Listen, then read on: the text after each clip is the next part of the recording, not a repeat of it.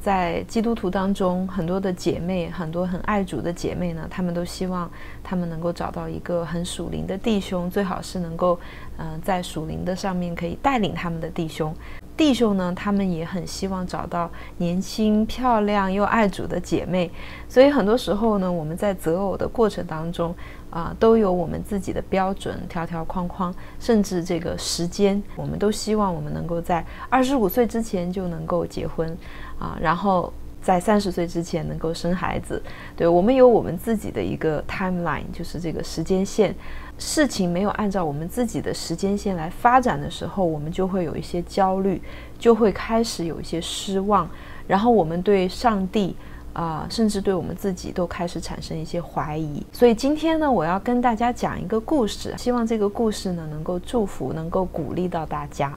挑战您的价值观，返璞归真过生活。欢迎收看10万个为什么，我是你的好朋友路德。在节目一开始提醒大家订阅我的频道，并打开小铃铛，千万不要错过每周5的精彩节目哦。我上个星期呢去参加了一个姐妹的bridal shower。这个姐妹呢，她已经过了40岁了，但是呢，她这是她第一次结婚。他们其实在2003年就已经认识了，所以就是已经快20年了。对，当时呢，这个姐妹她在一个教会服侍，是一个很爱主很能干的姐妹。那这个弟兄呢，他是刚刚才信主，在各方面他都有很多的创伤，所以呢，这个姐妹就变成了这个弟兄的一个有一点像属灵的姐姐。本来这个弟兄就比他小3岁了，所以这个姐妹教了这个弟兄很多的东西，比方说教他怎么服侍，怎么做 PowerPoint 怎么在这个 Sound System 工作。他们都是在这个媒体方面服侍。不光是这样呢，这个姐妹也督促这个弟兄去读经，去祷告，就是在属灵上面也很关心他。好，所以他们的关系其实在很长一段时间都是这样一个弟兄姐妹的关系。后来呢，这个姐妹她就来到了外州，就成为一名宣教士，然后开始服侍主，也是在媒体方面，还有就是一些大会上面，她做很多的重要的工作。那这个弟兄呢，他就是全力的 support 这个姐妹，比方说会在财务上面 support 她，在为她祷告，甚至有的时候这个姐妹她需要一些帮助，比如说她有一些 project 没有时间做，她也会让这个弟兄来帮她做。那这个弟兄呢，总是在第一时间非常迅速、非常认真的完成这个姐妹给她的任务。一直到2019年的时候，这个姐妹回到加州，回到她以前的这个教会。那有一天呢，这个弟兄就跟她一起出去，他们在过马路的时候，这个弟兄呢就不经意的搂了一下这个姐妹的肩。这个姐妹她一下子就感觉到，好像有点什么地方有点特别，就是不像以前那样了，他们的关系好像有一点怪怪的。这个姐妹她就非常勇敢的就问这个弟兄说，你要怎么样？What do you want？ 你要什么？这个弟兄他说不知道，他说 I don't know。那其实后来呢，这个姐妹才知道，这个弟兄他其实心里面是很喜欢这个姐妹，但是呢，因为他自己生命当中还有一些问题，他跟他的原生家庭一些问题还没有完全的解决，所以他不敢轻易的去开始一段关系。所以呢，他说 I don't know。 那这个姐妹她自己回到家以后呢，她就跟上帝祷告，那就问神说他们这个关系是要怎么样发展。结果神呢就非常清楚的跟她说 no， 就是他们还是保持这个朋友的关系。所以后来这个姐妹就跟这个弟兄非常非常明确的说了，我们不能够发展任何男女关系，我们就是朋友 OK， 非常非常清楚，这个界限要保持清楚不能有身体的接触，也不能有任何的暧昧。这个弟兄他也同意了。那3天以后呢，这个姐妹的妈妈她做了一个很奇怪的梦。她梦到什么呢？她居然梦到了凤凰。那在亚洲的文化当中，凤凰它实际上代表的是婚姻爱情。所以呢，在这个妈妈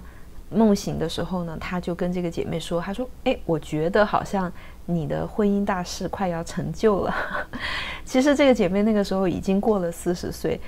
她的家人、她的朋友，包括她自己，其实都已经快放弃了，因为等待太久，然后她也很忙，她平时也没有时间去 dating， 其实没有什么太多的选择。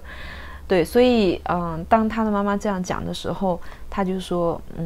不知道是谁哈，听起来不太可能。那他妈妈就说，诶，你有没有想过那个男生呢？就是那个常常跟你在一起的那个好朋友，对不对？你们一直是朋友，快20年的朋友，有没有想过是他呢？然后我这个朋友说啊，不可能。他说不可能，因为我已经跟他讲清楚了，神已经说了，我们只能做朋友，这个事情就搁下来。那他们就一直还是朋友嘛，一直到今年的年初，这个姐妹的妈妈她突然得这个 COVID 的过世，这件事情对这个姐妹的打击非常大。那在这个时候，这位弟兄就帮姐妹做了很多的事情，比方说他就联络这个姐妹的家人啊、朋友啦、教会的朋友，然后就是请他们为她祷告，包括办理丧事啊，很多很多的事情都是这个男生来帮这个姐妹做的。因为他们其实已经认识很久，他们也彼此都很熟悉啊，很多共同的朋友，所以他们真的就像家人一样这样子彼此帮助。所以这个男生也邀请这个姐妹再回到加州，他们就去了这个金门大桥。在金门大桥上，这个姐妹就开始嚎啕大哭，因为想要宣泄她里面对妈妈过世这件事情的悲哀。那这个男生就默默的陪伴她。后来呢，这个男生就每一天都打电话给这个姐妹 make sure 她是 OK。 她失眠的时候，这个男生也陪伴她，给她讲笑话为她祷告所以那过了这段时间，这个姐妹她的心就开始有一些的变化，对这个男生的感情好像也开始有一点的滋长。好，那她就又开始问神，到底他们现在是什么样的关系？那他们能不能去发展男女关系？结果这一次神就说 yes 呀，神就说 yes now it's a time。他们两个人就开始确定他们男女朋友的关系。然后当他们再次见面的时候，这个姐妹说她从来没有想过竟然他们认识20年以后，她第一次有了心跳加速的感觉，就是她看到这个弟兄，她突然有一种心动的感觉，这个是非常奇妙的。那这个弟兄就很快的跟她求婚。当他在求婚的时候，他拿出封他写的信，那第一句话呢就是对不起 I'm late， 对不起让你等太久。听到这个故事，我真的心里面很感动。虽然我们自己不明白为什么我们会等这么久，为什么是20年神为什么要这样做？但是我们回过头来看的话，其实我们也很感恩，对不对？从这个弟兄的角度，弟兄他其实以前他并没有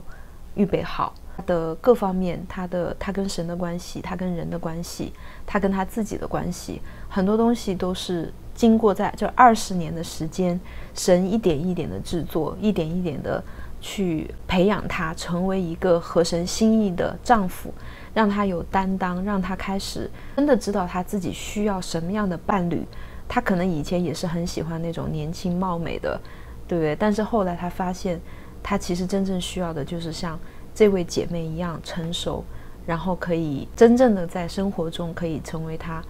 帮助者的这样一位姐妹。如果当时他们认识5年10年就结婚的话，有可能在婚姻当中他们会有很多的摩擦，有很多需要磨合的地方。因为这个弟兄在性格上各方面，他其实那个时候他还没有成熟到一个地步，说他们可以很好的去解决一些问题。就好像很多的夫妻他们在结婚以后，其实在结婚的头几年其实都是有很多的辛苦，有很多的磨合，对不对？很多人可能甚至就是走不下去了，在结婚几年就离婚的。然后呢，从这个姐妹的角度看，她其实在这20年，虽然她各方面都 ready 了，各方面都很成熟了，但是神就是借着她单身的这20年做了很多的事情。这位姐妹她去了很多的国家，做了非常重要的工作，神借着她祝福了很多的人。对，如果当时她结婚了，比如说她在认识这个弟兄5年10年就结婚的话，我相信她可能没有办法做这些工作，她也没有办法产生这么大的影响力，可能就是 focus 在她的家庭，在她的孩子身上，对吗？所以呢，我看到他们的这个故事，我就觉得神他真的是有他自己的计划，有他自己的时间，他并不是不体贴我们的感受，但是他不会因为我们的感受，因为我们孤单，我们寂寞，我们想要结婚，他就好像compromise， 或者说他就改变他的计划。很多时候是我们自己耐不住寂寞，然后我们愿意离开神，我们自己用我们自己的办法去成就一些事情，但是往往这个时候我们自己成就的事情其实是并不能长久，也不是最好的那一个计划。所以今天呢，我知道在我的频道上面有很多的观众，他们是单身，他们也很想要结婚，那我就很想借着今天讲的这个故事，这个真实的故事来鼓励大家，也鼓励我自己，就是我们真的要信任神的时间，我们要相信神他是全知全能的，他是祝福我们的，他是好神，他不是要让我们白白的受苦。那也许我们在这个等待的过程中是很辛苦，但是我想我们的辛苦都是值得的，只要我们的心是向着神，我们希望我们的生命是过得有价值有意义，不管是在单身还是在结婚，我们其实都可以荣耀神。对，如果我们现在是单身，那我们就是想想我们在单身的时候要怎么样去荣耀神，好，然后我们在婚姻中又怎么样去荣耀神。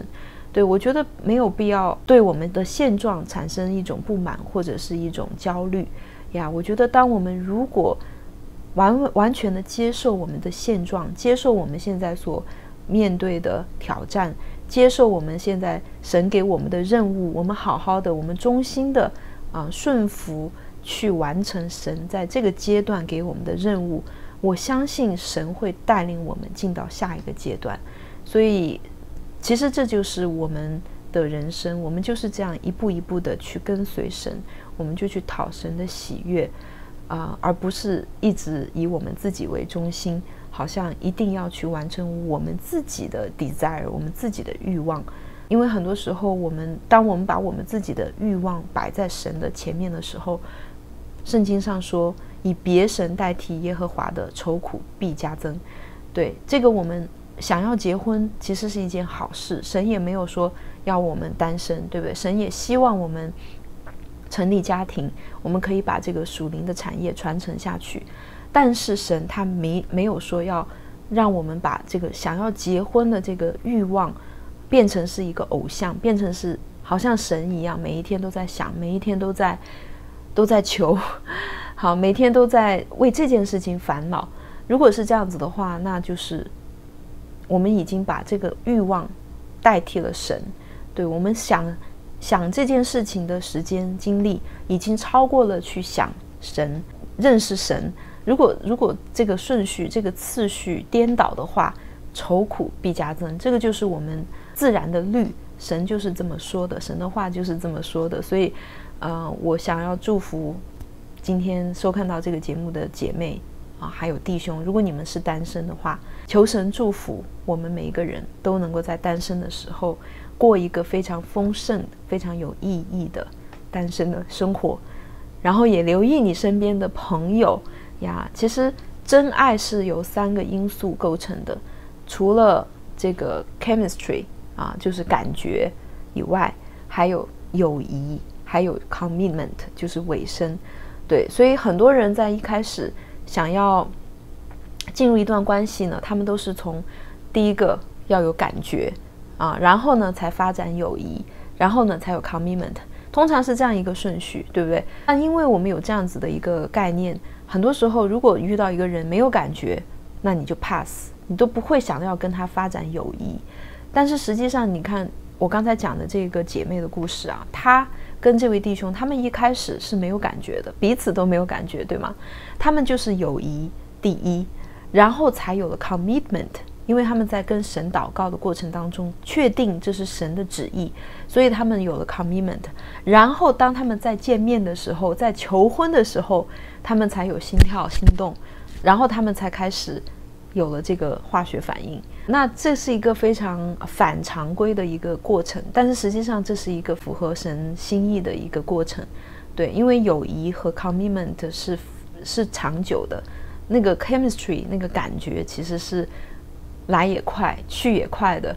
所以如果我们把我们的关系是建立在感觉上的话，很有可能你这个关系是不稳固的，也许3个月、6个月就分手了。最后呢，我就祝福大家，有情人终成眷属，不要放弃。好，今天就这样，下次见，拜拜。